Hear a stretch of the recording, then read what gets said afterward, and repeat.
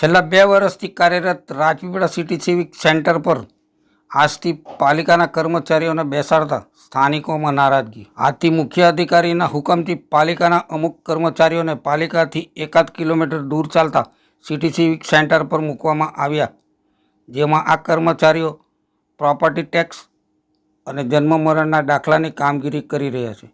જોકે આ કામગીરી સહિત લગ્ન નોંધણીની કામગીરી સિટી સિવિક સેન્ટરના કર્મચારીઓ કરી રહ્યા છે અને બાકી કામગીરીની તાલીમ પણ લીધેલી હોય બીજી કામગીરી પણ સિટી સિવિક સેન્ટરના કર્મચારીઓ કરી શકતા હોય તો પાલિકા કર્મચારીઓને ત્યાં બેસાડવાનો શું મતલબ? ત્યારે આ બાબતે વેરો ભરવા આવેલા એક બેન અને પાલિકા સદસ્યએ શું પ્રતિક્રિયા આપી, સાંભળો।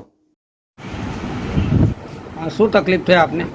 હું નગરપાલિકામાં ઘરવેરો ભરવા આવી હતી, પણ ત્યાં જઈને મને ખબર પડી કે અહીંયા ઘરવેરો ભરતા નથી અને છેક પંચવટી સોસાયટીમાં ભરે છે। એમાં મારે 4 જગ્યાએ પૂછીને આવવું પડ્યું। એ અમારા ઘરથી ઘણું દૂર પડે છે। અમને નગરપાલિકા નજીક પડે, આ અમને 1 કિલોમીટર જેટલું દૂર થાય છે। મારો 1.5 કલાક જેવો ટાઈમ પકડી ગયો, કારણ કે ગરમીના હિસાબે બહુ દોડધામ થાય છે। આપનું નામ? ધ્રુતિ પટેલ। રાજપીપળા નગરપાલિકામાં સિવિક સેન્ટર છે પંચવટી સોસાયટીમાં। હવે રાજપીપળા નગરપાલિકાથી 1.5 કિલોમીટર દૂર છે।